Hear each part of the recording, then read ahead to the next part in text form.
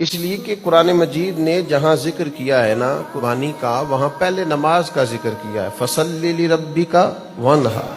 اپنے رب کے لیے نماز پڑھیں اور قربانی کریں۔ جو لوگ بڑے ذوق سے، شوق سے، توجہ سے، محبت سے جانور لاتے ہیں اور لا کر کے وہ فروخت کرتے ہیں، اور پھر وہ اپنی زبان سے کہہ رہے ہوتے ہیں کہ یہ سنت ابراہیمی علیہ السلام ہے اور اس کو ادا کرنے کے لیے ہم نے بڑے شوق سے جانور کو پالا ہے، ان سے چھوٹا سا سوال یہ ہے کہ قربانی کو آپ نے سنت کہا یا زیادہ سے زیادہ واجب کہا، تو قربانی تو واجب اور سنت ہے، تو نماز تو فرض ہے۔ تو جتنے لوگ قربانی کا جانور پال رہے ہیں یا بیچ رہے ہیں یا اس سنت کی ادائیگی میں لوگوں کی معاونت کر رہے ہیں،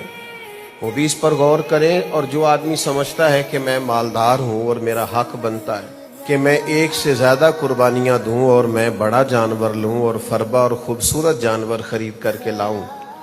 اور اللہ تعالیٰ کے حضور